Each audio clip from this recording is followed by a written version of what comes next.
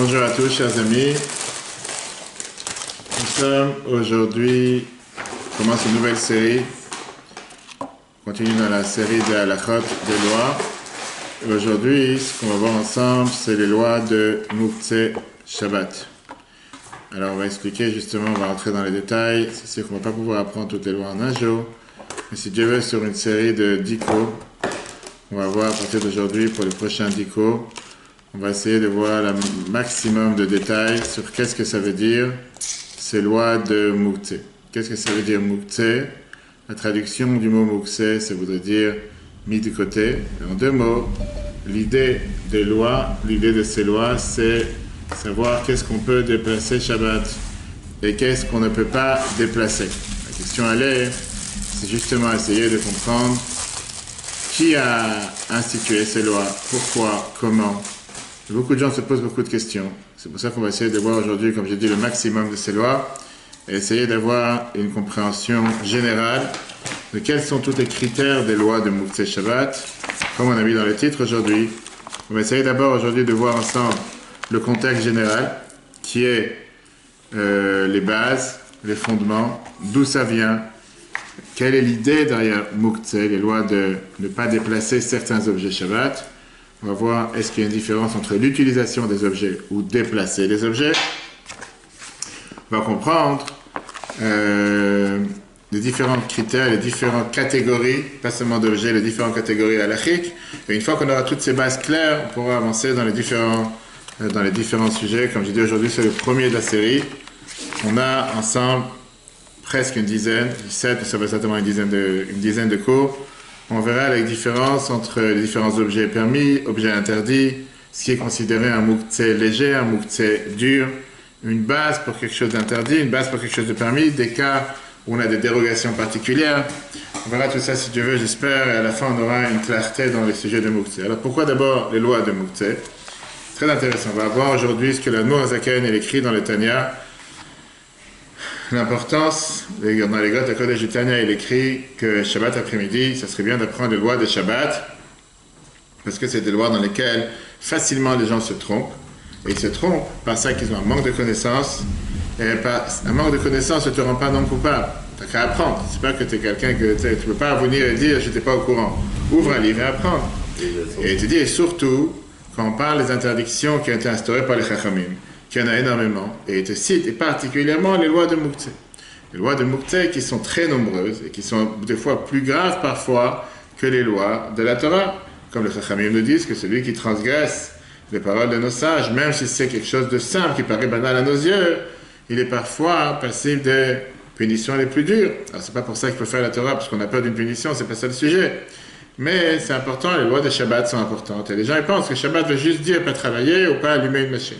Donc on va voir de qu'est-ce que ça veut dire Mouktsé, comme on l'a dit tout à l'heure, toutes ces lois de quel objet on peut déplacer ou ne pas déplacer. On verra le critère, on va essayer de comprendre surtout pourquoi, qu'est-ce qui se cache derrière ces lois, qu'est-ce que les Chachamim ont eu besoin de se mélanger. Et ça tombe bien avec la paracha de cette semaine, la paracha Yitro, que c'est la paracha des 10 commandements dans laquelle on sait très bien qu'un des premiers 5 commandements, c'est de garder les jours du Shabbat. Shamor et Yom HaShabbat, et le devoir de faire Shabbat inclut énormément de détails comme on va voir aujourd'hui. D'accord? Question? Maintenant, qu'est-ce que ça veut dire Mouktsé? Shabbat, on n'a pas le droit de déplacer certains objets, et ça, c'est inclus dans le mot Mouktsé. Cette interdiction, d'abord, n'est pas... pardon, j'ai oublié un autre détail, la Admour HaZaken écrit dans Tanya, que l'interdiction de travailler Shabbat et le Chametz à Pesach, c'est, on va dire, c'est des choses que tout le monde connaît, c'est général. Mais, parce que tout le monde veut ne pas manger du Chametz à Pesach, et tout le monde ne veut pas travailler Shabbat. Mais parfois, on n'imagine pas que déplacer un objet comme déplacer du Mouktsé fait partie des interdictions de Shabbat et les gens ne se posent pas la question est-ce que c'est quelque chose que je pourrais faire Shabbat ou pas. Alors, comme on a parlé dans le cours de hier soir, on peut voir sur l'application, il y aura un cours très riche. Qu'est-ce que ça veut dire le peuple élu, le peuple choisi? Que c'est cette semaine dans la paracha Yitro qu'on est devenu le peuple choisi. Pourquoi tu te mélanges dans mon assiette? Ça dérangeait tellement à Dieu de savoir si j'ai un morceau de camembert et un morceau de steak dans mon assiette. Ça dérange à Dieu de savoir si j'ai déplacé un objet interdit Shabbat. De quoi je me mêle? Laisse-moi vivre. Et on va voir justement que cette interdiction de Mouktsé, d'abord, ce n'est pas une interdiction de la Torah. C'est une interdiction qui a été rajoutée par les Chachamim, par nos sages. Après la Torah, qu'est-ce qu'on n'a pas le droit de faire Shabbat? Shabbat, on n'a pas le droit de faire ce qu'on appelle dans la halacha une mlacha. Une mlacha veut dire un travail. Qu'est-ce qui est considéré un travail? Rien à voir avec ce que nous avons l'habitude d'appeler un travail. On a vu ça dans les cours précédents, dans les lois de Shabbat, qu'on peut revoir sur l'application eTorah, E-T-O-R-H. Cuisiner, écrire, allumer le feu. Mais apparemment, il n'y aurait pas d'interdiction d'utiliser n'importe quel objet, comme des allumettes, des stylos. Ça aussi, c'est des objets avec lesquels je pourrais faire un travail. Tout le temps que je ne fais pas avec eux un travail, pourquoi pas? Dans une simple question, j'ai une boîte de stylos que je voudrais utiliser pour mettre sous mon livre pour relever le livre. J'ai le droit d'utiliser Shabbat. Pourquoi ça dérange? Je suis en train d'écrire, je ne suis pas en train d'écrire. Est-ce que c'est considéré un objet interdit? Est-ce que c'est considéré un objet moufté? C'est ce qu'on va voir. Alors d'abord, justement, qu'est-ce que ça veut dire ces lois de ne pas travailler Shabbat? Dans la paracha de cette semaine, justement, quand on parle des 10 commandements, la Torah te dit « Sheshet yamim ta'avod, ve'asita comme la terre, 6 jours tu travailleras » dans le paracha Yitro, chapitre 20, verset 9, dit « 6 jours tu travailleras et tu feras tout ton travail. V'yom hashvi, Shabbat, l'Hashem Elokecha, le 7e jour, c'est le jour que Dieu s'est reposé. Lo ta'aseh kol mlacha, tu ne feras pas aucun travail. » Viens les Chachamim. Ils sont venus dans la Gemara Shabbat, page 70, c'est la page 97. Et ils ont dit la chose suivante. Il y a 39 mlachot, il y a 39 travaux de Shabbat qui ont été dits à Moshe au Mont Sinaï, et ils sont interdits Shabbat. Maintenant, on sait très bien que travailler en hébreu, c'est pas mlacha. Travailler en hébreu, c'est le mot avoda. Pourquoi la Torah, elle a appelé mlacha? D'abord, il faudrait comprendre qu'est-ce que la Torah, elle vient te dire ce qu'il ne faut pas faire, en 2 mots. La conception que nous avons du travail, c'est que forcément un travail, c'est quand tu te fatigues ou tu es en train de faire des efforts particuliers. Rabbi, il écrit ça dans l'Écoute Sichot, volume 21, page 105. Qu'est-ce que ça veut dire quand quelqu'un il fait Shabbat? Puisque Dieu te dit 6 jours, Dieu il a travaillé, il a créé les cieux et la terre, et le 7e jour il s'est reposé, on comprend parfaitement que Dieu ne s'est pas fatigué pour créer le monde. C'est pas qu'il s'est fatigué, on sait très bien que Dieu a utilisé, on dit que Dieu il a créé le monde avec la parole. Et donc, de ce travail, Dieu s'est reposé. Reposé de quoi? Parce qu'il n'y avait pas de fatigue. Mais c'était juste que Dieu il a décidé que le jour de Shabbat, la production s'appelle le repos. Bah, Shabbat, bah, Menucha. Dieu il a créé le repos le jour de Shabbat. Et c'est ça que Dieu nous demande de faire. Qui veut dire, le but du repos de Shabbat n'est pas de se reposer de la semaine, puisque toute la semaine je travaille très dur, Shabbat je me repose. Parce qu'à ce moment-là, ça aurait dû dépendre en fonction de chaque personne. Tu as une personne qui se fatigue en étant assis sur une chaise devant l'ordinateur. Tu as une personne qui se fatigue parce qu'il porte des poids lourds. Parce qu'il y a une personne... Chacun en fonction de sa fatigue. Et c'est pas ça le but de Shabbat. Le but de Shabbat, c'est que c'est un témoignage sur le fait que Dieu il a créé le monde en 6 jours. Il se reposait le 7e jour. Et donc le sentiment personnel de la personne, on n'en a absolument rien à faire. C'est pas en fonction de ce que toi tu ressens, ce que moi je ressens. Si moi je suis fatigué, je me repose. Si toi tu n'es pas fatigué, tu n'as pas besoin de te reposer. Alors c'est quoi le travail? Quand le peuple juif a construit le Mishkan, le temple, Shabbat, on avait le devoir de se reposer de la construction du temple, comme c'est écrit dans Vayakel, on verra ça dans quelques semaines, chapitre 35, dans Shemot, versets 1-2. Et de là, les Chachamim ont déduit quels sont les 39 travaux interdits Shabbat, en disant que tout ce qu'on avait l'habitude de faire dans le Mishkan, qu'on s'est reposé le jour du Shabbat pour ne pas le faire, ça rentre dans ces 39 mlachot, 39 travaux. Après, bien sûr, il y a les Touldot qui sont les dérivés des travaux, on ne parle pas de ça. Par exemple, dans le temps où on devait tondre, on devait tisser les grandes tentures, et ça passait depuis couper la laine qu'il y avait sur les moutons, sur les animaux, jusqu'à les coudre, jusqu'à les peindre, avec différentes plantes. Pour ça, il fallait semer le parterre, il fallait colorer les différents colorants, il fallait recouvrir les peaux avec les peaux d'animaux qu'on avait, du tachash, etc. Il y avait tout un travail qui commençait depuis chasser l'animal, jusqu'à couper la peau, jusqu'à la nettoyer. Tout ça font partie de ces mlachot, de ces travaux interdits Shabbat. Bien sûr, aujourd'hui, on va dire que la grande majorité, on ne les a pas dans la vie quotidienne, mais on a toutes ces dérivés que les Chachamim ont instaurées avec le travail de Shabbat. Donc, pourquoi alors les Chachamim, nos sages, sont venus et ont dit ce qu'on appelle Moukhtse, le fait de ne pas déplacer certains objets Shabbat, puisqu'ils ont vu que même si les gens ils font attention à faire Shabbat à la lettre, comme c'est écrit dans les livres, comme c'est écrit dans la Torah, il pourrait néanmoins paraître que ton Shabbat est l'air d'un jour de semaine. Tu peux faire ce qui est écrit dans la Torah à 100%, mais ton Shabbat ne sera pas un jour de Shabbat. À la place de se reposer Shabbat, tu vas commencer à faire un déménagement dans la maison, tu vas te trimballer, tu vas faire un ordre dans la cuisine, tu vas faire un ordre dans la bibliothèque, tu vas commencer à sortir les déchets, tu vas commencer à sortir les ordures. Et en 2 mots, tout l'aspect de Shabbat qui aurait dû être en tout cas un jour de Shabbat, un jour de particulier, un jour de repos, il ne deviendra pas un jour de repos. Et donc, c'est pour ça que les Chachamim ont, si on peut dire, inventé, ils ont imaginé cette interdiction de Moukhtse. Que l'idée derrière Moukhtse, c'est justement de minimiser l'occupation normale qu'on a avec certains objets et s'assurer que Shabbat, ça soit un jour de repos. Pas un jour dans lequel tu vas commencer à faire toutes les occupations que tu n'as pas le temps de faire dans la semaine ou que tu ne peux pas faire dans la semaine parce que tu es pris par le travail courant. Tu te dis, tu sais quoi, Shabbat, c'est Shabbat. C'est pas le jour où tu vas commencer à faire le ménage. De faire le ménage, fais-le un autre jour, pas Shabbat. Bien sûr, ça c'est la raison la plus simple de Moukhtse. On va voir ces deux autres raisons. Rambam, dans Maïmonide, loi de Shabbat, chapitre 24, halakha 13, Rambam il vient et il te dit la phrase suivante, que tu as des gens qui ne travaillent pas dur toute l'année, qui sont, on va dire, ils sont au chômage. On ne va pas parler des Français, ils sont assistés, ils ont des aides. Si maintenant tu leur permets de bouger des objets pendant Shabbat, comme tous les autres jours, tu ne vois pas de différence pour eux entre les autres jours et Shabbat. Tous les jours, ils bougent des objets. Shabbat, ils bougent des objets, il n'y a pas de différence entre les deux. Donc ça, c'est une autre raison pourquoi les Chachamim ont instauré l'interdiction de Moukhtse. Une autre raison, qui est écrite dans la Sagot Rava, le Shulchan Aruch Admor Hazaken le ramène, qui est que c'était justement pour mettre une barrière à ne pas déplacer des choses du domaine privé au domaine public. De peur que si tu commences à pouvoir déplacer tout et n'importe quoi, tu vas commencer à être amené à vouloir sortir des choses dans le domaine public. Et ça, on sait qu'on ne peut pas le faire Shabbat. Pour ça, on a essayé de minimiser. On a mis une restriction de déplacement à moins de 100 km. C'est à la mode aujourd'hui, de ne pas sortir de région en région. Pareil, le Shabbat, on t'a dit, le moins de choses que tu vas déplacer qui ne sont pas utiles à Shabbat, on va entrer dans les critères après, comme ça tu es tranquille, comme ça tu ne vas pas commencer à faire tout et n'importe quoi. Ok. Il y a des autres interdictions, si tu veux, dans lesquelles on voit encore une fois, qui ne sont pas dans la Torah par rapport à Shabbat. Et l'idée que les Chachamim l'ont instauré, c'était pas parce que si tu le fais, tu profanes Shabbat, c'est parce que si jamais tu fais des choses pareilles, tu perds tout le statut de qu'est-ce que ça veut dire le jour de Shabbat, et ça devient un jour de semaine. Par exemple, dans les prophètes, c'est écrit plusieurs interdictions de Shabbat. Le fait, si tu vois le point commun de toutes ces interdictions, c'est qu'on ne veut pas que Shabbat ait l'air d'un jour de semaine normal. C'est écrit dans Ishaïa, on dit ça dans les Kiddush Shabbat matin, que tu devras le respecter, l'honorer Shabbat en allant dans ta route. En deux mots, là on a appris que Shabbat tu ne peux pas marcher comme tu marches dans la semaine. Tu veux dire, tu dois marcher tranquillement, sans courir. C'est écrit dans Shulchan Aruch, Siman 301. Oui, on a le droit de courir pour aller à la synagogue, mais faire du sport Shabbat, faire ton jogging. Comme depuis qu'il y a les couvre-feux, etc., tout d'un coup, tu as découvert des gens qui se mettent à courir, ils font le tour du bloc. Quand tu dis Shabbat, c'est Shabbat, tu n'es pas obligé de faire du sport, tu veux faire du sport, tu vas faire dimanche. Le Davar Davar, qu'est-ce que ça veut dire Davar Davar? On apprend de là, chez l'Oye Dibourcha Shel Shabbat que Dibourcha Shel Chol. Tu ne peux pas parler Shabbat comme tu parles la semaine, tu veux dire ne pas parler des paroles en vain, Shulchan Aruch Siman 307, parler des affaires de commerce Shabbat, etc.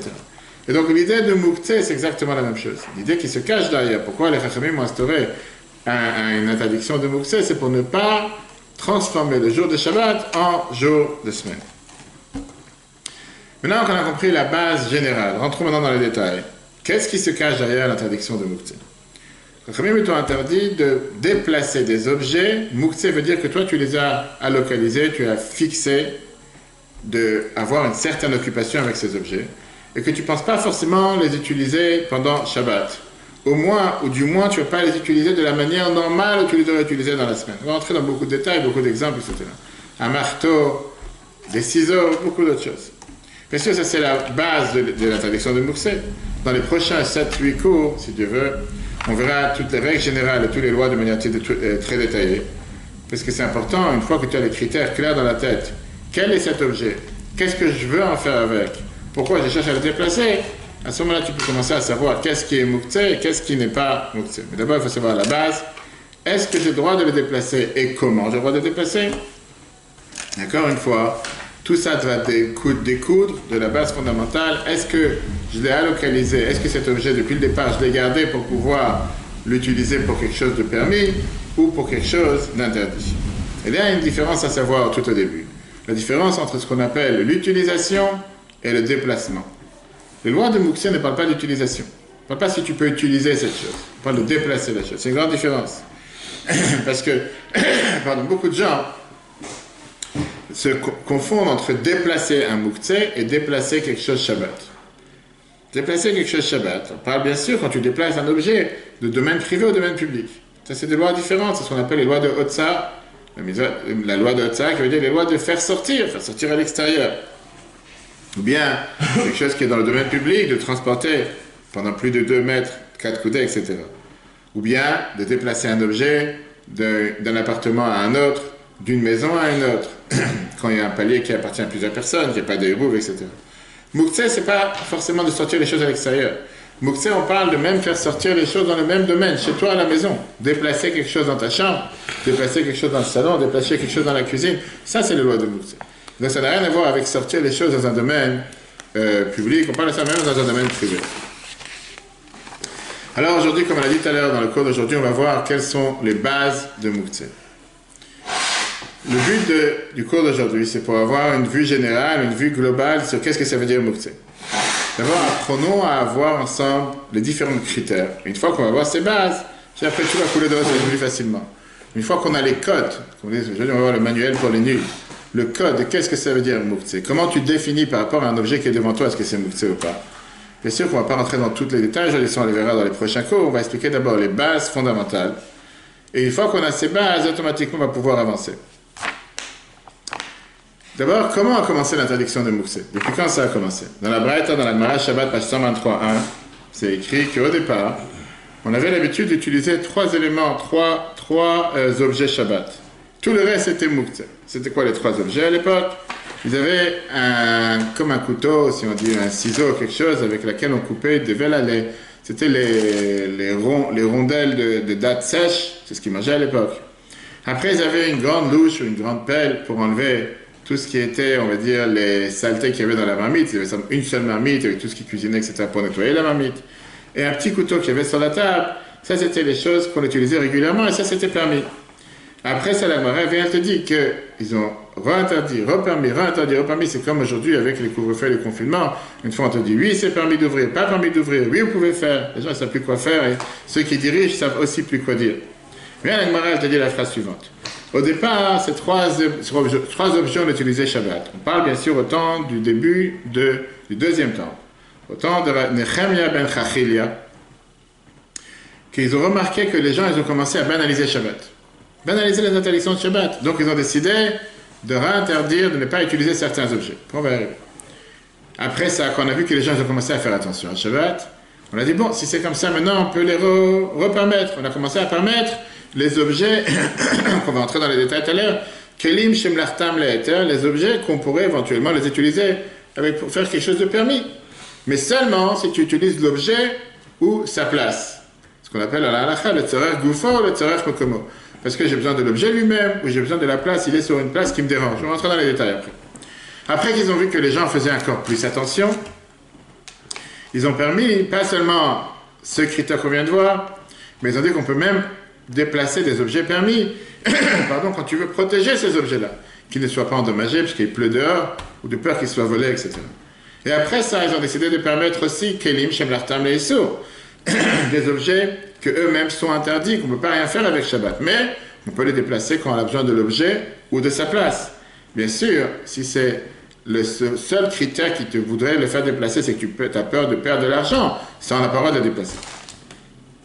Donc ça, c'était le début, si tu veux, dans la Gemara Shabbat, page 133 et 123 et la page 130. On voit les critères de comment a commencé cette idée de Mouktsé. C'était encore une fois pour faire respecter le jour que c'est un jour de Shabbat et c'est pas un jour dans lequel on fait tout et n'importe quoi. Avant de pouvoir définir, qu'est-ce qui permet de déplacer un objet particulier Shabbat? Je vais d'abord me demander la question suivante. Il y a plusieurs catégories de Mouktsé en fonction de plusieurs sévérités, en fonction de plusieurs niveaux. Et chaque objet appartient à une des catégories différentes avec des critères très spécifiques. D'abord, il faut que je me demande quel est cet objet. Est-ce que cet objet, c'est un objet Mouktsé tout court? Est-ce qu'une chala peut être Mouktsé? Chala congelée, chala non cuit. On va voir, on va y arriver, on va rentrer dans les détails. Et après, je me suis demandé est-ce que cet objet est Mouktsé? De quelle catégorie de Mouktsé il fait part? Parce qu'il y a plusieurs catégories. En règle générale, on a 4 catégories. Et ces 4 catégories, ces 4 critères généraux, on va entrer dans chaque cours, si Dieu veut, dans une autre catégorie. Tout ce qui est le manger et des livres que je peux éventuellement avoir besoin, dans le langage de la halakha, font partie de Ochlin ve Kidvei HaKodesh, le manger et les écrits, les livres saints. Après, tu as la deuxième catégorie qui sont tous les objets qui sont utilisés, qui sont faits, que tu pourrais éventuellement les utiliser Shabbat. Dans le langage de la halakha, Kli Shem Larto Le'eter. Un ustensile que tu peux très bien l'utiliser pour faire quelque chose de permis, des couteaux, des choses pareilles. Après, tu as, troisième catégorie, Kili Shemlarto Leiso. Tu veux dire des objets qu'on n'aurait pas pu les utiliser Shabbat. C'est des objets que leur utilisation, comme je te dis tout à l'heure, un marteau. Un marteau, par définition, tu n'as rien à faire avec ça Shabbat, parce qu'un marteau, c'est fait pour, en règle générale, pour mettre une vis dans le mur. Mais si j'ai une noix de coco, et je n'ai pas comment ouvrir cette noix de coco Shabbat, et la seule manière de pouvoir l'ouvrir, c'est avec un marteau. Est-ce que je peux prendre le marteau pour ouvrir à deux mots? Est-ce que cet objet qui est un objet interdit devient maintenant un objet permis? Ou un briquet pour ouvrir une bouteille de bière. Ou quoi? Un briquet pour décapsuler. Un briquet. Un nouveau bouton. On va voir ça. On va voir par exemple tout à l'heure, on va voir un exemple intéressant avec un couteau suisse. Où tu as par exemple 10 différents couteaux, 10 différents objets. Il y en a un qui c'est un tournevis, il y en a un qui c'est un couteau, il y en a un qui c'est un ouvre-boîte.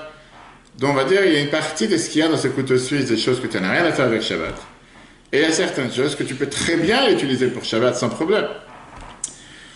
Et après, il y a le dernier critère, on va dire ce qu'on appelle Mouktsé Gamour, un Mouktsé total, c'est quelque chose que tu n'as rien à faire avec. D'abord, on va commencer à me dire, qu'est-ce que tu vas faire avec ce Shabbat? Je vais déplacer un tracteur. Qu'est-ce que tu vas me dire? Quelle est l'utilisation de déplacer un tracteur Shabbat? Un exemple. C'est-à-dire, on va voir d'autres critères après. Et dans ça même, il y a ce qu'on appelle Mouktsé Mahmad Goufo, qui veut dire il est Mouktsé parce que l'objet est Mouktsé, comme je viens de dire, ou bien Mouktsé Mahmad Retrontkis, tu n'as pas le droit de déplacer parce que la seule raison pourquoi tu veux déplacer, c'est ta peur qui s'esquinte. Prenons un iPhone, un portable Shabbat, que tu sais qu'il est dans la rue, ou il est dans la cour, et si tu vas te déplacer, à ce moment-là, tu dis que tu risques de le perdre, il va s'esquinter, il va pleuvoir, sous la pluie, c'est pas bien. Mais c'est pas fini. Ça, c'est les 4 catégories. Une fois qu'on a identifié l'objet, maintenant on doit chercher à identifier pourquoi tu veux le déplacer. Qu'est-ce que tu cherches à faire avec? Le baromètre, quel est le niveau de pouvoir savoir et déduire est-ce que j'ai le droit de déplacer quelque chose Shabbat ou pas? C'est pas seulement quelle est l'utilité de cet objet, mais le but pourquoi je cherche à le déplacer. Ce qui veut dire, mis à part la catégorie dans le catalogue, comment tu as catalogué cet objet, il faut savoir pourquoi tu veux le déplacer. Et donc, comme j'ai dit tout à l'heure, tu pourrais très bien avoir un objet que dans le catalogue il est interdit, mais à partir du moment que tu changes son utilisation pour quelque chose que tu pourrais, oui, l'utiliser Shabbat, même si en semaine je ne vais pas l'utiliser pour Shabbat, il devient quelque chose de permis à déplacer. Donc tout dépend, tu dois toujours avoir ces 2 critères en tête. Dans le but, pourquoi tu veux déplacer, on a 3 détails, 3 points qu'il faut toujours essayer de voir. Et en fonction de ces 3 points, tu vas pouvoir savoir si tu peux déplacer ou pas. D'abord, ce qu'on appelle pour pouvoir l'utiliser instantané. Tu cherches à l'utiliser maintenant, tu as besoin de l'utiliser maintenant. C'est quelque chose qui va être utile maintenant. Dans cette halakha, c'est ce qui rentre les critères de Tzorer Gufo ou Tzorer Mekomo, qui veut dire utiliser l'objet lui-même. Par exemple, j'ai des ciseaux pour couper de la salade verte, ou des icebergs, ou quoi que ce soit, tu fais un kiddush, tu n'as pas envie de couper avec un couteau, tu prends la tête, tu n'as pas de couteau, tu as une paire de ciseaux. Beaucoup de traiteurs utilisent avec des ciseaux pour faire quelque chose de décoratif, peu importe. On ne peut pas mettre dans les détails ce que tu peux faire comme forme, Shabbat ou pas, mais au final, est-ce que je peux prendre ces ciseaux pour couper de la salade, pour couper autre chose? Couper, je sais pas, du saucisson, on va savoir, utiliser une paire de ciseaux. Ou bien, j'ai une paire de ciseaux qui est sur la chaise. Je vais m'asseoir avec cette paire de ciseaux sur la chaise, ça dérange. Est-ce que je peux prendre cette paire de ciseaux et la bouger ailleurs? Parce que j'ai besoin de Tzorech Mekomo, j'ai besoin de l'endroit où il se trouve. Là, le ciseau qui est sur la chaise, il me dérange. Le ciseau qui est sur la table, il me dérange, il est juste à ma place où je voudrais m'asseoir. Et je ne peux pas mettre une assiette si j'ai un ciseau à ma place, un ciseau sur la place. Donc ça, c'est par rapport à l'utilisation que moi je cherche à faire. Après, il y a le deuxième critère, qui est par rapport à l'objet. Je ne bouge pas l'objet parce que j'en ai besoin d'utilisation, mais je le bouge parce que je veux protéger cet objet. Comme j'ai dit tout à l'heure, par exemple, quelque chose de très cher, que je sais très bien que s'il reste dans la cour ou dans le balcon, le soleil va taper dessus, il va l'esquinter, ou bien la pluie va tomber, ou bien il va être volé. Donc ce n'est pas par rapport à l'endroit, pas parce que j'ai besoin de l'objet, mais pour garder cet objet. C'est pour le besoin de l'objet lui-même. Et après, il y a le troisième dernier critère, qui est sans aucune utilisation. Je le bouge pour bouger, parce que je m'ennuie. Il y a des gens qui ne savent pas quoi faire chez eux à la maison. Pas telle chose, elle est dans tel endroit, j'ai décidé de la mettre dans tel deuxième endroit. D'accord? C'est comme j'ai dit. Ça existe. Ça existe, je sais que ça existe. D'accord? Donc si on voit dans le tableau, tu as dans la page 11, dans le tableau, ou la page 9, je ne sais pas c'est quoi la page chez toi, on a ici plusieurs catégories. On a dit, d'abord, le niveau de Mouktsé, tu en as 4, et le but, pourquoi tu les déplaces, tu en as 3. Niveau de Mouktsé, on a dit manger et livre, un objet qui est fait pour être utilisé de manière permise, un objet qui en général est fait pour faire des choses qui sont interdites Shabbat, et un Mouktsé total. On a vu tout à l'heure que si tu déplaces, par exemple, des livres ou du manger, parce que tu as besoin d'eux-mêmes ou tu as besoin de sa place, bien sûr que c'est permis. Par contre, si c'est un mouktsé gamour, comme on l'a dit, un mouktsé total, on va rentrer dans les détails après, c'est 100% interdit. Le déplacer des livres ou du manger ou quelque chose qui est permis d'utiliser pendant la semaine, tu peux le déplacer si tu as besoin pour lui-même, mais par contre, quelque chose qui est un objet interdit, si c'est juste pour l'objet, pour le protéger, on ne peut pas le déplacer Shabbat, on va rentrer dans les détails après. Et après, quand il n'y a aucune utilité, tous les objets en général sont interdits. Quand tu vois, on monte. Quand tu vois dans un seau, dans le premier c'est seulement en bas, et après ça va jusqu'en haut. La seule chose que tu pourrais déplacer sans utilité, c'est du manger et des livres. Et un dernier point, avant de rentrer dans les détails, c'est la forme, comment tu cherches à bouger les choses. Ce qui veut dire, même des objets qui sont considérés mouktsé, et que tu n'as pas le droit de bouger en temps normal, tu pourrais les déplacer de manière différente, comment tu les déplaces tous les jours. C'est-à-dire que tu peux très bien déplacer un objet qui est considéré totalement mouktsé si tu le pousses avec le corps et pas avec les mains. Ou bien ce qu'on appelle dans le langage de l'Afrique, on verra plus tard, qu'il est achariat. Qu'il est achariat, ça veut dire avec le coude au lieu de pousser avec la main à l'endroit ou à la main à l'envers, pas avec le dos. En deux mots, de ne pas les faire de la manière normale, comment tu les fais. On verra ça après. Dans les prochains chapitres, on va entrer dans les détails et on va voir, dans les premiers 4 chapitres, on va voir quelles sont les différentes sortes de mouktsé, qu'est-ce que tu pourrais utiliser, pourquoi tu voudrais les bouger, permis et interdit. Après, on verra la forme de bouger les choses. Et après, on verra les différents cas, on va dire, extrêmes, les différentes règles qui sont hors la règle, les différentes exceptions, dans lesquelles, que même pendant Shabbat, tu as le droit de bouger des objets totalement mouktsé, mais en cas normal, on verra ça si Dieu veut dans les derniers cours. Mais avant de commencer à rentrer dans les détails, prenons 3 lettres du Rabbi, très riches. Peut-être que le Rabbi il écrit sur ce qui lui fait mal au cœur, que beaucoup de gens apprennent beaucoup la Torah et les mitzvot, beaucoup apprennent la Torah, mais beaucoup de gens ne prennent pas ces lois basiques qui sont tellement importantes pour chacun d'entre nous, puisqu'on fait tous Shabbat au moins une fois tous les 7 jours. Tu fais 50 fois Shabbat par an, dans la vie tu en fais des centaines de fois. C'est des choses basiques que tu n'as pas le temps parfois de demander à un rab pendant Shabbat, est-ce que je peux bouger telle ou telle chose, et que parfois les gens, sans réfléchir, peuvent faire les plus grandes erreurs. Regarde ce que les rabbis écrit dans la lettre dans les Grot Kodesh, volume 15, page 130. Le rabbi écrit dans la majorité des cas, il manque une connaissance dans les halachot qu'on a besoin de vivre avec tous les jours. Par exemple, les halachot Birkot Haneinin qu'on a déjà fait l'année dernière ensemble, les lois de savoir quel bracha se faire sur le manger, on peut revoir sur l'application de Torah, ou bien Hefsek Bitfila, où s'interrompre dans la prière tous les jours, où je peux m'interrompre, où je peux répondre, amen ou pas, ou bien Mouktsé Shabbat, comme on est en train d'apprendre ces lois de Mouktsé. C'est connu. Qu'est-ce que la Mishnah elle dit? Chez l'homme Midrash Ikar, il a amassé que l'essentiel n'est pas le Midrash, n'est pas le, comment on appelle ça, l'étude, mais l'action. Surtout des actions qu'on est amené à les faire tous les jours. Et que dans la majorité des cas de ces lois, il n'y a pas le temps de regarder dans le livre. Tu dois décider sur place. Est-ce que maintenant je peux prendre quelque chose et bouger, ou je ne peux pas prendre et je ne peux pas bouger. La Bible dit, la morode kolzot, et malgré tout ça, j'ai pas vu que les gens font des efforts à apprendre ça à la chôte. Et pas seulement que les gens n'essayent pas de s'investir, mais c'est devenu comme quelque chose de banal. Et que Dieu fasse que les gens s'impliquent dedans de la manière la plus rapide possible. Des choses qui sont de la vie de tous les jours. Que les gens se disent, bon, c'est pas grave, c'est pas... Dans une autre lettre. La Bible, à plusieurs endroits, j'ai écrit et j'ai dit même en oral, l'énorme importance de propager, de faire savoir, avoir des connaissances dans les lois de Birkot Haneinin, les brachot qu'on fait tous les jours, comment, où on doit s'interrompre dans la tfila et les lois de Mouktsé. Encore une fois, ces 3 points. Que énorme est l'ignorance de manière spectaculaire dans ces lois-là. Ici, dans les générations précédentes, on demandait aux gens de faire attention. À plus forte raison dans nos générations, qu'il y a totalement un bouleversement dans la tête, que les gens n'arrivent pas à se concentrer sur des choses importantes. Surtout dans la jeune génération. On lui dit, ça c'est encore une fois écrit en 1956, qu'ils ne voyaient pas une conduite directe de ces choses-là, ni dans la rue, ni dans la maison. Et que dans l'école, ils n'apprennent pas forcément ces sujets-là, ni au Beth Midrash, les choses les plus banales, les plus simples. Et c'est sur ça on dit que parfois, ce que les Chachamim ont dit, que le manque de connaissances, pour toi, c'est considéré comme une faute qui est faite préméditée. Tu ne pourras pas t'aider douaner en disant « je ne savais pas ». Tu n'as qu'à apprendre. Pour toutes les autres choses, tu cherches à apprendre, ça tu ne veux pas apprendre. La Bible termine dans sa lettre, c'est sûr qu'il faudra faire attention qu'au moins à partir de maintenant et plus tard, propager ces lois, par ça qu'on va les apprendre de manière comme il faut, et que Dieu fasse le réussir dans l'étude. Dans un merveilleux discours, le 10 Shvat, 1955, la Bible dit que dans chaque classe et dans chaque établissement scolaire, sans regarder sur le programme d'études, si on veut que grandissent des élèves qui ne vont pas faire des choses qui sont 100% contre la halakha, qu'à ce moment-là, c'est la faute de leur maître, parce qu'ils ne leur ont pas enseigné. Il faut s'assurer que l'élève connaisse les lois les plus basiques, les halachot. En deux mots, Birkot Anen, il écrit, les brachot avant de manger, toutes les différences qu'on a vues l'année dernière, ou s'interrompre dans la tfila, Talit Katan, les lois de Muktzeh Shabbat, qu'on est en train de voir. Et tous ces détails qui sont expliqués dans le résumé, dans le Kitsur Shulchan Aruch. Tu n'es pas obligé d'apprendre tout le Shulchan Aruch, mais au moins avoir les bases. On avait dit que si ça continue d'apprendre de la manière comme on apprend maintenant, d'ici quelques années, on ne pourra plus trouver un Rav qui pourra trancher une halakha ou une shaila, une question.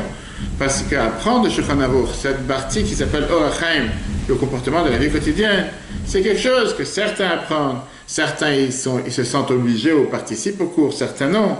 Et quand on parle de Muktzeh Shabbat, il n'y a pas ici de débat. La halakha, elle est oui ou non, tu peux pas, qu'est-ce qu'on peut pas. Il faut savoir quoi faire. Je peux pas déplacer, je peux pas déplacer. Et un jeune aujourd'hui, il pense, il dit quelle différence. Toutes les façons, moi il va jamais m'arriver de faire des erreurs, parce que j'ai grandi dans une bonne famille. Ça ne va jamais m'arriver. Et de toute façon, je m'attache avec Dieu, je suis un grand sadique.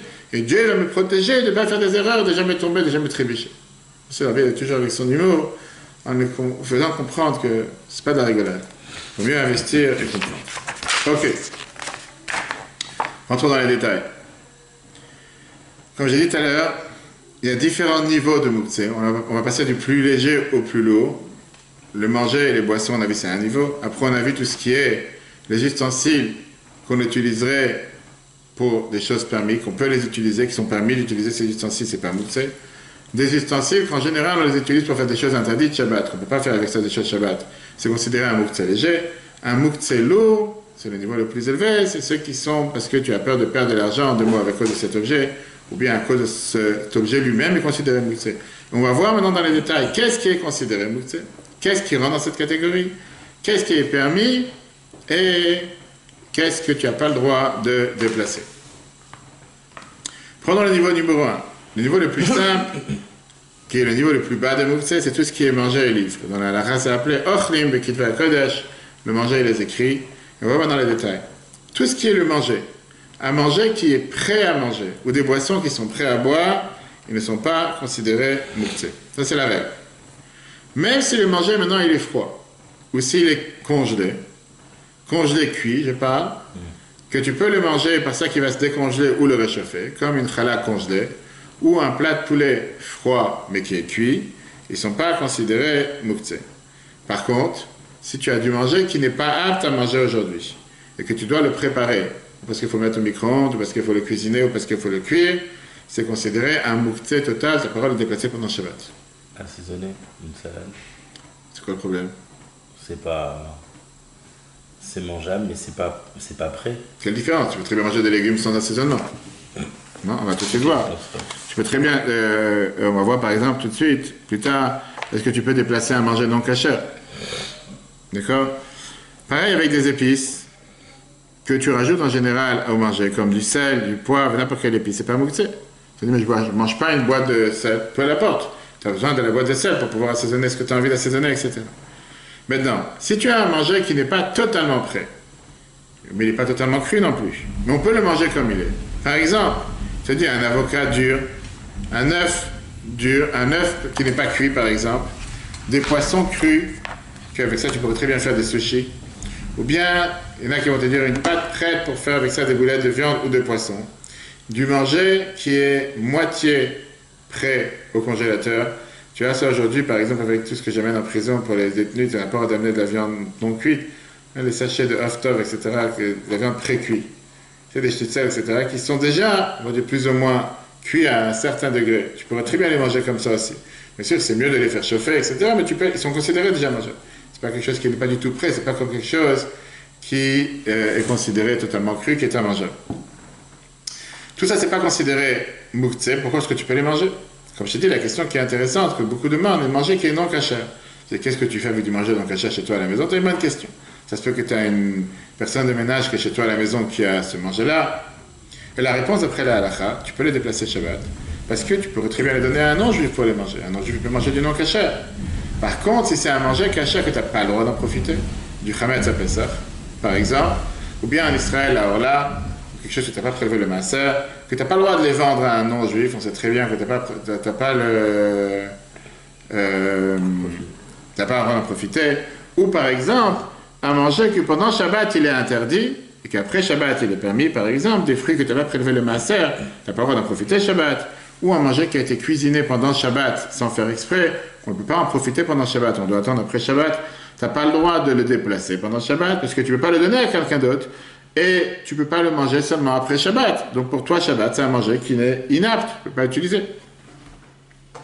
On ne parle pas maintenant d'un manger que tu as pris sur toi une khumra de ne pas le manger. Bien sûr que ce n'est pas mouktsé, quelqu'un qui mange par exemple une cache-route particulière et qui lâche chez lui à manger d'une cache-route qui n'est pas, ou bien ce qui se pose régulièrement, quelqu'un qui t'a amené une bouteille de vin pendant Shabbat, tu as invité quelqu'un, ce qui arrive régulièrement avec des gens qu'on invite à la maison, et des fois les gens ils pensent qu'ils peuvent amener un cadeau pendant Shabbat, malgré qu'on dit qu'il ne faut pas amener quelque chose. Tu as amené quelque chose et parti acheter une bouteille de vin dans un magasin caché, tu l'amènes Shabbat après-midi. Tu as le droit d'utiliser Shabbat ou pas? Non? Pareil, la même chose. Je ne vais pas dire un bouquet de fleurs que tu as amené, on va arriver avec les fleurs, que les fleurs, en général, c'est mouktsé, on va tout de suite voir. Ok, il y a quelqu'un qui t'a amené sa Shabbat, c'est aussi un problème, parce que tu te donnes dans la main. Tu dis, non, mettez ça par terre, tu peux pas mettre ça par terre. Donc ça, c'est la base numéro 1. Manger, tout ce qui est prêt, c'est bon, et puis tu peux bouger sans problème. Ce qui est prêt à moitié, tu peux aussi bouger, mais ce qui est totalement cru, qui est immangeable cru, parce qu'aujourd'hui, beaucoup de gens mangent des choses crues, tu ne peux pas le déplacer pendant Shabbat. Mais comme je te dis la question qu'on va voir plus tard, tu dois sortir une challah du congélateur, et tu as plusieurs autres choses devant. Tu as des choses crues, des choses que tu ne manges pas, et la challah est en dessous. Est-ce que tu peux les déplacer ou pas? Et ça rentre dans les critères qu'on va voir plus tard. Ce qui est le tzorech mekomo, tu me déranges. Tu es à une place que pour l'instant tu me déranges, j'ai besoin de ce qui se passe derrière. On va voir. Maintenant, quand on a parlé des livres, on parle bien sûr de tous les livres qu'on a le droit de lire Shabbat, comme les livres de prière, les livres d'études, des brochures. Tout ça, c'est ce qui n'est pas mouktsé sans problème, et on ne rentre pas dans le critère de tout ce qui sont des livres laïques, profanes, journaux, que c'est une halakha qui n'est pas simple. On avait déjà touché à ça dans les lois de Shabbat précédemment. Est-ce que tu as le droit de lire des journaux Shabbat? Tu peux de lire les publicités, commerce, business, etc. Et la réponse, elle est, si c'est quelque chose que tu peux lire Shabbat, à ce moment-là, ça rentre dans les critères des écrits que tu peux lire Shabbat, il n'y a pas de problème. Sinon, c'est mouktsé parce que c'est quelque chose que tu ne peux pas utiliser Shabbat. Alors, tu demandes la question, quel journal on peut lire Shabbat ou pas? Ce n'est pas le sujet d'aujourd'hui, ça rentre pas dans la loi de mouktsé. On avait déjà vu une partie la dernière fois, on verra ça. Tout ce qu'on peut utiliser Shabbat, en deux mots, des objets qu'on aurait pu utiliser Shabbat et qu'on pourrait éventuellement les utiliser pendant Shabbat, ils sont aussi pas mouktsé. Quelle différence entre des objets qu'on peut utiliser et des autres? La réponse, elle est, c'est pas un objet que j'utilise pour autre chose, c'est un objet que j'ai besoin pour l'objet lui-même. Par exemple, des produits de nettoyage, du savon liquide. Le savon liquide, je n'utilise pas pour autre chose.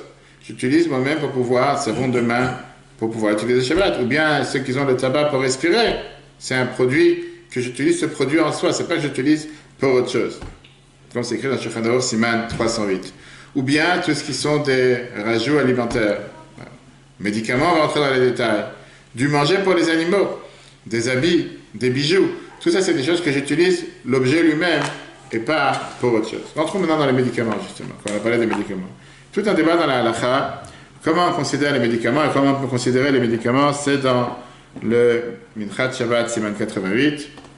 A priori, certains vont dire que les médicaments, ils sont considérés comme mouktsé mahmad gufo. Pourquoi?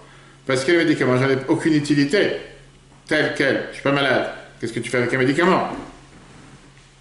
Même les médicaments, on va dire qu'ils sont doux, je sais pas, des Doliprane pour les enfants, au sirop fraise ou quoi que ce soit. C'est pas du manger, tu n'en as pas besoin.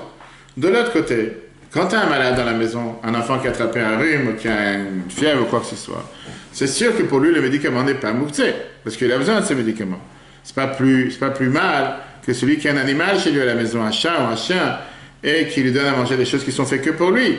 Que la halakha te dit clairement qu'ils ne sont pas mouktsé, même si c'est pas pour toi, tu peux pas manger des croquettes de chien, mais pour le chien, pour lui c'est important. Maintenant, il y a une différence.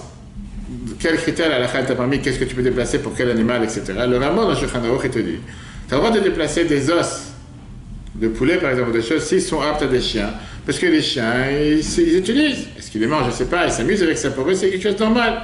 Et donc, puisque avoir un malade qui aurait besoin de médicaments dans la maison, c'est pas quelque chose qui est hors norme, ça peut arriver tous les jours, ça peut arriver tous les Shabbats, la main à la tête, peu importe. À ce moment-là, on aurait pu permettre à n'importe quelle personne qui a des médicaments chez lui à la maison de les déplacer Shabbat. Plus que ça, déplacer des médicaments, c'est beaucoup plus encore que déplacer du manger pour des animaux qui ne sont pas chez toi. Parce qu'à tout moment, quelqu'un peut attraper froid, il a attrapé un rhume, mais oui, on est en hiver, il n'y a pas que le corona sur Terre, il y a des gens qui attrapent, je sais pas, des otites, des angines, ça arrive. Tu aurais besoin d'avoir ces médicaments. Et donc ça pourrait être même considéré comme quelque chose que tu peux être amené à utiliser Shabbat. Le fait qu'avant Shabbat, tu n'as pas pensé utiliser ces médicaments, ça ne les rend pas mouktsé. Pas pour ça, ça devient quelque chose qui est interdit de déplacer. Comme on sait très bien que dans n'importe quelle loi de mouktsé, tu n'as pas besoin d'avoir une décision de décider avant Shabbat d'utiliser le marteau pour couper la noix de coco que tu as dévoilé pendant Shabbat, que tu voulais le manger pendant Shabbat. Si tu n'as pas pensé avant Shabbat de l'utiliser, tu ne peux pas l'utiliser. C'est écrit une chose pareille. Mais là, comme j'ai dit, le problème des médicaments, il est autre. Parce que les Chachamim ont parlé du fait qu'on n'a pas le droit de prendre des médicaments Shabbat. À cause de quoi? Au départ, c'était à cause de Shrikat Samamanim, qui veut dire écraser les différentes plantes, écraser des différents objets, des différents éléments, qu'à l'époque, c'était à base de ça qu'on faisait des médicaments. La crainte était que si quelqu'un n'a pas de médicaments chez lui, on ne parle pas maintenant de quelqu'un qui est en danger ni quoi que ce soit. Pas simple mal. Il va être amené à aller écraser des plantes, etc. Ça n'avait pas le droit de fabriquer des choses Shabbat. Et donc, a priori, même un malade n'aurait pas le droit de prendre les médicaments. Et donc, si un malade n'a pas le droit de prendre les médicaments, qu'est-ce que tu déplaces un tel chose Shabbat? Tu ne pourras jamais l'utiliser de toute façon. Mais c'est une erreur. Pourquoi? Parce que l'interdiction de prendre un médicament, c'est quand la maladie est ce qu'on appelle une simple crainte. T'as un petit rhume, t'as un petit truc, là, tu vois, qu'est-ce que tu commences à prendre des médicaments pour prendre des médicaments? On ne peut pas maintenant déchirer les lettres, ça c'est un détail. En deux mots, si tu es quelqu'un, il est malade, que d'après la halakha, c'est considéré que tout son corps, il est malade. On n'apprend pas les lois de malade Shabbat, ça sera situé à la prochaine série. Mais on parle de quelqu'un, par exemple, qui est tombé au lit, qui a mal à la tête, qui a de la fièvre, qui se sent mal. Les Chachamim n'ont pas interdit de prendre un médicament Shabbat, mais ceux qui peuvent prendre un médicament dans telle situation, Shabbat sans problème, et automatiquement, n'importe quelle fois qu'il pourra prendre un médicament dans une telle situation, il peut totalement déplacer ses médicaments. Donc les médicaments, on a fermé la parenthèse, il n'y a pas l'interdiction de déplacer des médicaments Shabbat. D'accord? Il y a assez d'autres choses. Si tu cherches quoi ne pas déplacer, il y a assez d'autres choses à savoir qu'est-ce qu'on ne doit pas déplacer. Maintenant, comme on l'a dit tout à l'heure, on doit d'abord savoir pourquoi tu veux déplacer. Qu'est-ce que tu cherches à déplacer cette chose-là et pourquoi tu la déplaces.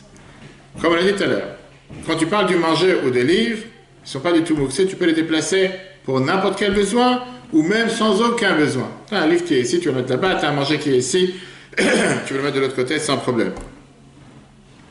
Maintenant, le deuxième problème, c'est quoi? Le deuxième niveau, on va pas continuer ici. Le deuxième niveau, c'est quoi?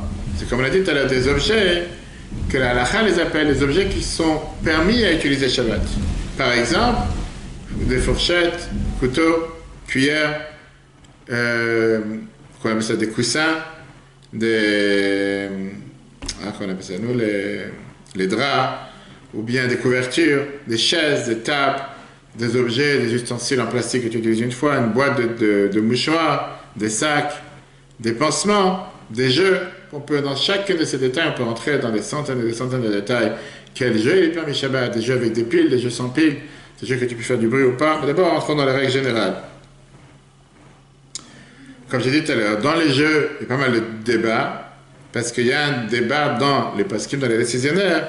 Est-ce qu'un jeu est considéré quelque chose qui est permis d'utiliser Shabbat? Et ça dépend quel jeu ou pas. Ou tu parlais du ballon. La pilota, comme c'était écrit en italien dans Shulchan Aruch, c'est écrit en langage français. Je ne sais pas si ça s'appelait une fois français, mais c'était plutôt italien ou une autre langue. En tout cas, aujourd'hui, c'est pas comme ça qu'on appelle un ballon. Et une balle, ou bien non, on considère que ça, c'est quelque chose qui est totalement non shabbatique, qui ne peut pas utiliser Shabbat. Et on va voir ensemble quelques des critères par rapport à un jeu et en fonction de savoir est-ce que tu peux déplacer un jeu Shabbat ou pas. D'abord, à la base, la question qui est demandée, est-ce que des jeux, c'est considéré mouktsé ou pas? Le Shivle Aleket, qui était, il écrit ça dans un des plus grands décisionnaires en Italie, au moment des balais à Tosfot. Il écrit par rapport au ballon Shabbat. D'abord, il te dit qu'un ballon pilota est écrit, c'est comme ça qu'on appelle un ballon en français. Je ne sais pas, peut-être en ancien français. Qui est plein, qui est fait en cuir. Et qu'à l'intérieur est fait des poils de bélier. Je ne sais pas comment on fait un ballon aujourd'hui, c'est vraiment la même chose à l'époque. Il dit que c'est un problème, on ne rentre pas dans les détails si ça va éclater Shabbat, si ça va trouer, si ça va casser. Tu dis que ce n'est pas considéré un objet. Pourquoi? Le fait que tu veux t'amuser avec tel objet ne le rend pas un objet. En deux mots, ce n'est pas un objet qui sert à quelque chose. À quoi ça sert ce ballon? Il sert à créer quelque chose, il sert à cuisiner quelque chose, il ne sert à rien du tout. Il fait, le seul but pourquoi il y a un tel objet, c'est pour s'amuser. Tu ne cherches pas à faire quoi que ce soit, quoi d'autre avec. Et donc, il te dit, ça serait rentré dans les critères de Moukhtse Mahmat Gufo, qui serait Moukhtse par rapport à cet objet lui-même. C'est un objet qui ne te sert à rien, Shabbat. Et il t'amène ça même du Midrash Rabbah sur la Megillat Echa, que le problème, une des raisons pourquoi on te dit qu'il y avait la destruction du temps, c'est ce qui s'est mis avec le ballon Shabbat. D'accord? Néanmoins, pas le temps, tour Shimon, etc. Très bien. Tosfot, dans l'Agmara Betza, il vient et te dit, quand on parle de déplacer un objet dans le domaine public, Yom Tov, et il te dit qu'on sait très bien qu'on peut jouer au ballon, qui est appelé pilote, encore une fois, en langage français à l'époque, un langage qui n'était pas le langage hébreu, Yom Tov dans le domaine public, parce que tu as le droit de déplacer quelque chose dans le domaine public Yom Tov. Tosfot ne m'a pas posé la question si c'est un objet Moukhtse ou pas. Ça veut dire que d'après Tosfot, il n'y a pas de raison pourquoi interdire un tel objet Shabbat, ou bien ne pas le considérer comme un objet important. D'après la halakha. Shulchan Aruch Bet Yosef ou les Sfaradim, il te dit Asur l'isrog Shabbat Yom Tov Bekadour. On n'a pas le droit de jouer Shabbat Yom Tov avec un ballon. Les Ashkenaz, le Rameau, il vient et te dit Veyesh Matirim, il y en a qui permettent, certainement comme Russie ou dans les pays d'Europe de l'Est, c'était certainement la seule chose qu'ils avaient avec quoi jouer. Vena Agoula, à laquelle on a l'habitude d'être léger, si quelqu'un veut jouer avec, pourquoi pas? Pourquoi il y en a qui permettent? D'abord, je vais expliquer ce que le Midrash Rabbah il a dit de Shivle Leket, que d'après ce qu'on a dit tout à l'heure, ça avait l'air plutôt que c'est interdit. Vient écrire le Rabbi Chaim Naeh dans le Badeh HaShulchan. Il dit comme ça. Ceux qui permettent de jouer au ballon Shabbat, on doit dire parce qu'à l'époque, pourquoi ça avait été interdit? Parce que les gens transformaient le jour du Shabbat. C'est le jour du tournoi, le jour du match de foot, le jour, je sais pas, du volleyball, le jour du basket. Le jour où on va faire le match, on n'a pas le temps toute la semaine, on va le faire Shabbat. En deux mots, ça dégradait toute la sainteté du jour du Shabbat, que c'est un jour qui n'a plus aucune valeur. Aujourd'hui, c'est le match de foot, aujourd'hui, c'est le tournoi, aujourd'hui, on va se transpirer, aujourd'hui, on va faire telle chose, etc. Même ceux qui permettaient n'ont pas permis seulement de temps en temps, de manière occasionnelle, en disant qu'un ballon c'est pas appelé Moukhtse, mais de là transformer de ça Shabbat en te disant que maintenant Shabbat c'est le jour où on va fixer des matchs de foot. C'est pas l'utilisation qu'on fait Shabbat, il est écrit il n'y a pas une manière de profaner Shabbat, pas profaner en termes de transgresser Shabbat, mais de rendre léger, de rendre simple, de dévaloriser le jour du Shabbat, plus que les jours au ballon Shabbat. Pourquoi? Parce que Shabbat et les jours de fête ont été donnés pour le peuple juif, pour apprendre la Torah, faire des mitzvot, que toute la semaine on est occupé par le travail, et puisque Shabbat a plus de temps, un plaisir Shabbat à ouvrir un livre et apprendre la Torah. Ça c'est comme c'est écrit dans Shulchan Aruch, c'est 290. Et puisque ça devenait quelque chose qui banalisait la sanctification du Shabbat, même si tu ne profanes pas Shabbat en faisant telle chose, pour ça, ils ont décidé que c'était à éviter. Après la halakha, comme on l'a dit tout à l'heure, et d'après les règles qu'on a dans le monde aujourd'hui, les Sfaradim, ils pensent comme le Shulchan Aruch que c'est interdit, et les Ashkenaz comme le Rameau. Bien, l'Admor Hazaken.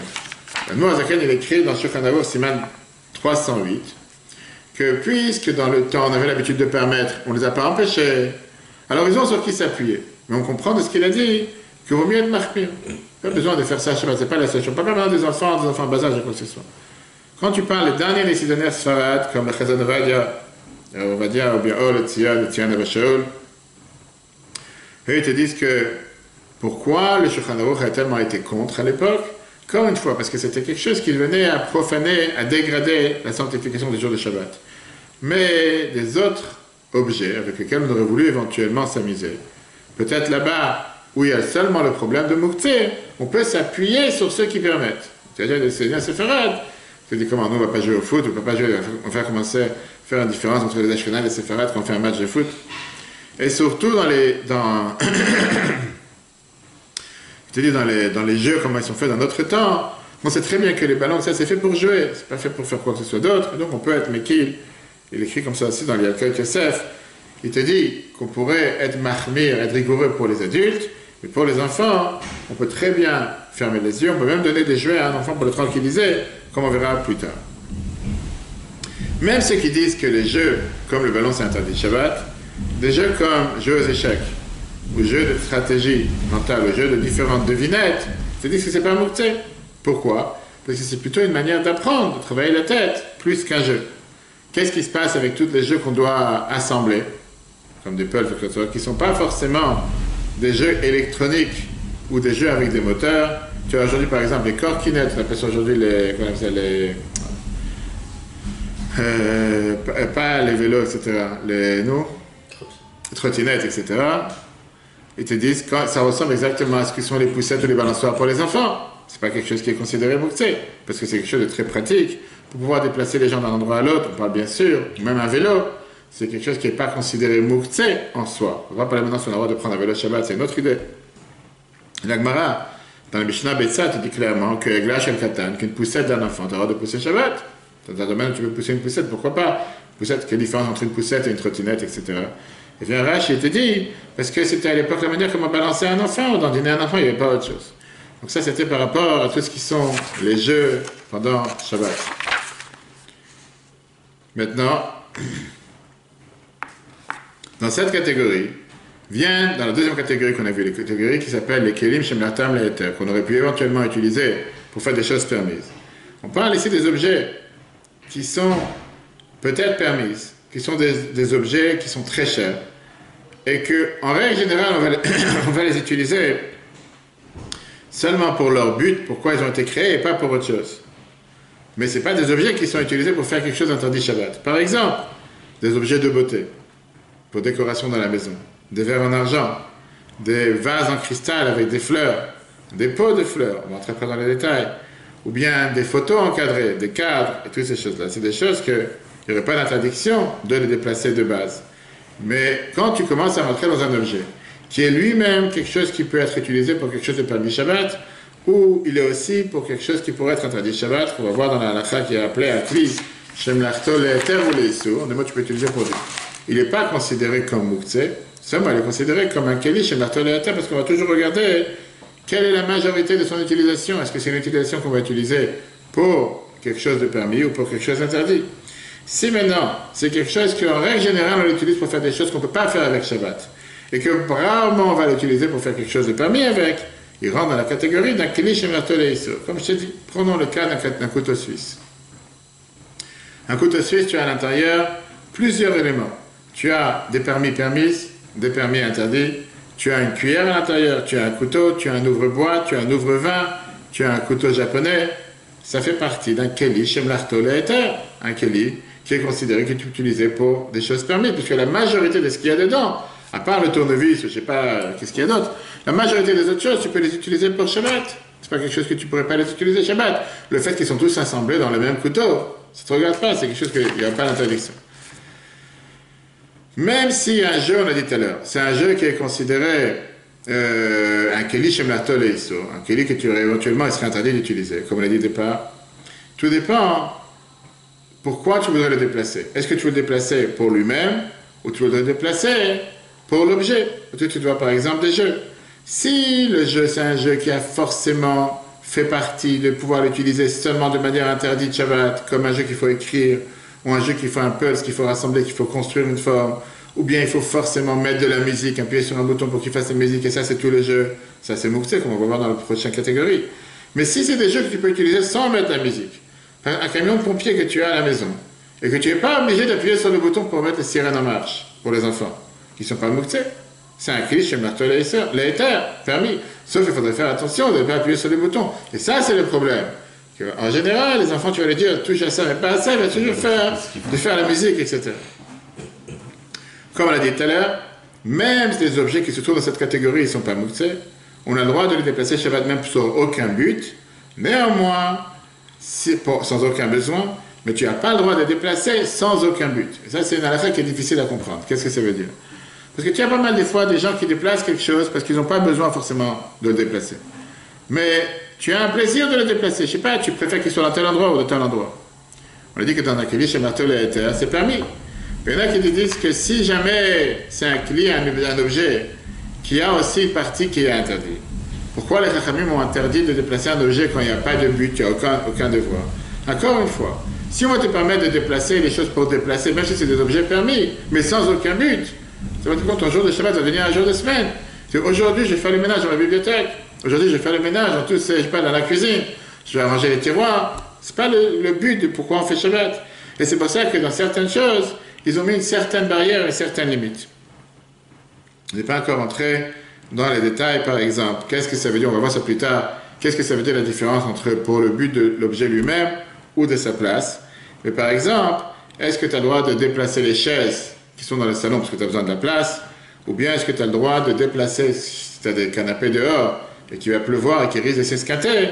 Ça, c'est le tzorech hatzmo, c'est pas la place. Tu n'as pas besoin de la place où se trouve le canapé, mais tu as besoin du canapé qui ne s'esquinte pas. On verra ça plus tard. Et avec ça, on a terminé la première catégorie, qui sont tous les kelim qui sont éventuellement des choses permises. On peut les utiliser pour des choses permises Shabbat. On verra la semaine prochaine, si Dieu veut, tous ces objets qui sont interdits d'utilisation Shabbat. Est-ce qu'on peut les déplacer? On verra par exemple des brosses, on verra des, qu'on appelle ça, des habits de mer, des maillots de bain. On verra par exemple des parapluies, ou n'importe quel autre élément que en Shabbat en soi, tu ne l'utiliserais pas. Est-ce que, ou bien des habits de travail, pour quelqu'un qui ne va pas au travail Shabbat, quelqu'un qui est dentiste, quelqu'un qui est plombier, quelqu'un qui... Est-ce que tu as un trousseau de clés pour ouvrir la porte de la maison, il y a la clé de la voiture dessus? Est-ce que c'est considéré mouktsé? Un bottin, pas jaune, si ça existe encore, je ne sais pas, mais à l'époque, est-ce que tu as le droit de lire un livre de cuisine Shabbat? Tu vas me dire, un livre de cuisine, tu as ajouté des livres de cuisine à froid sans cuisiner. Tu peux faire une salade Shabbat à froid. Mais si c'est un livre de cuisine dans lequel on te dit qu'il faut allumer le four, etc. Donc en deux mots, quelle est l'utilité de lire ça Shabbat? Pourquoi faire? Tu ne peux pas allumer le four, tu ne peux rien faire. Est-ce que c'est considéré mouktsé ou pas? Tout ça, on verra, si Dieu veut, la semaine prochaine. Et comme ça, on approfondira dans les lois de mouktsé. Les cours seront replay sur l'application eTorah, sur Google et Apple. Très bonne journée à tous et à la semaine prochaine.